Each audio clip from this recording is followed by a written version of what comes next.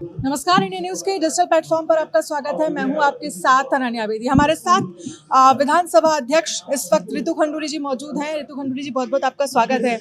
इस बार उत्तराखंड की सरकार ने दो इतिहास रच दिए। एक तो पहला ये कि सरकार ने रिपीट किया है, दूसरा ये एक महिला स्पीकर सदन को दी है। सदन को चलाना आपकी जिम्मेदारी है, घर चलाना आपकी जिम्मेदारी है। इस काम को आप कितना चुनौतीपूर्ण मानती हैं एक महिला के लिए? देखिए, चुनौतीपूर्ण तो बिल्कुल डेफिनेटली है, क्योंकि दोनों को आप चाहते हैं कि अच्छे से करें।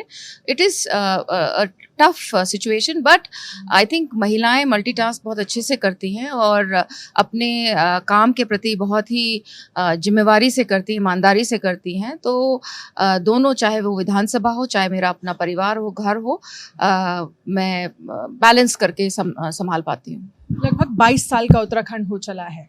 22 साल में अब तक महिलाओं के हिसाब से अगर मैं देखूं, उस नज़रिए से देखूं, तो महिलाओं को उत्तराखंड में आप कितना सशक्त महसूस करती हैं? देखिए, मैंने जो बचपन देखा है या काटा है उत्तराखंड में, उसमें मैं महिलाओं को बहुत सशक्त मानती थी। चाहे वो मेरी दादी हो दुर्गा देवी खंडूरी, चाहे वो गौरा देवी हो, चाहे वो टिंचरी माई हो, हमने ये चीज़ें देखी हैं। लेकिन ये भी सही है, समाज बहता हुआ पानी है, तो कहीं ना कहीं कुरीतियाँ इसमें आईं और उस वक्त हमने देखा कि बेटी और बेटे में फ़र्क होना शुरू हुआ।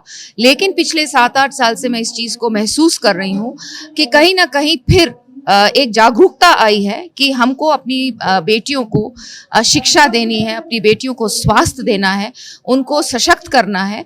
तो एक जो बीच में एक सिस्टम, एक माहौल जो डगमगाया था, वो फिर से पटरी पकड़ा है उसने, और मुझे पूरा विश्वास है कि उत्तराखंड की महिला उसी फिर से वैसी ही सशक्त होगी जो मैंने 60s, 70s और 80s में देखा है। लेकिन क्योंकि आप इस सदन में मौजूद हैं, तो मुझे लगता है ये सवाल आपसे ज़रूर होना चाहिए।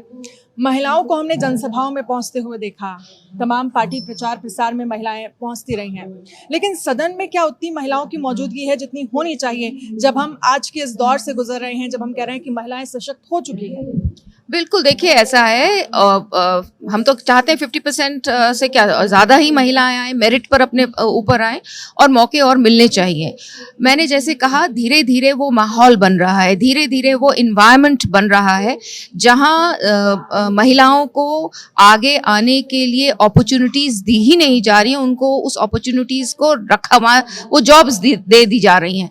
तो मुझे लगता है अपने मेरिट पर और इन्वायरमेंट जब कंड्यूसिव हो रहा है तो जरूर महिला और आगे आएगी। महिलाओं को अपॉर्चुनिटी मिले, वो राजनीति में आगे बढ़े और उन्हें पता चले कि कितना स्कोप है इसमें और अपनी बात रखने का, क्योंकि जब तक महिलाएं उतनी बड़ी संख्या में नहीं होंगी तो शायद मुझे लगता है कि वहां तक बात हमारी नहीं पहुंचेगी जहां से बात बननी है। देखिए, ऐसा नहीं है। अगर आप जिला पंचायत लेवल्स पर देखें तो 50% से ज़्यादा हमारी महिलाएं को आरक्षण है और 50% से ज़्यादा महिलाएं आपको पंचायतों में दिखती हैं, जहां प्रमुख के रूप में वो हैं, जिला पंचायत अध्यक्ष के रूप में हैं, जिला पंचायत सदस्यों के रूप में हैं, बीडीसी मेंबर्स के रूप में हैं, अब मेयर्स बहुत आ रही हैं।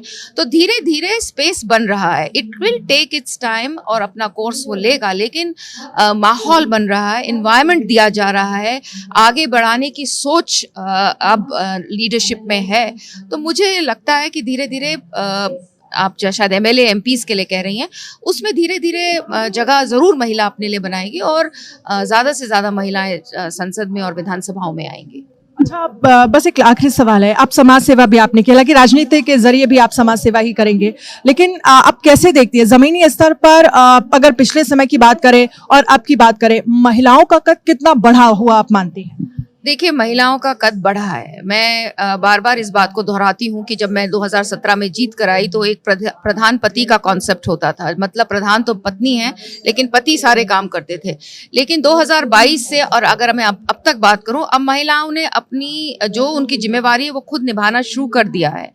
मदद ले सकती हैं लेकिन पदों का जो जिम्मेवारी है वो महिलाएं ले रही हैं। तो धीरे धीरे जहाँ जहाँ उनको आगे बढ़ाया जा रहा है, जहाँ जहाँ उनको अपॉर्चुनिटीज़ मिल रही हैं, अब वो अपॉर्चुनिटीज़ को ग्रैब कर रही हैं और उस अपॉर्चुनिटी की जो भी जिम्मेवारियां हैं उनको खुद निभाने का एक बहुत सशक्त प्रयास कर रही हैं। बहुत शुक्रिया मैम हमसे बातचीत करने के लिए। ऋतु खंडूरी को आपने सुना, उनकी तरफ से कहा गया कि किस तरह से जहां जहां अपॉर्चुनिटी मिल रही है उस क्षेत्र में महिलाएं अपना परचम लहरा रही हैं।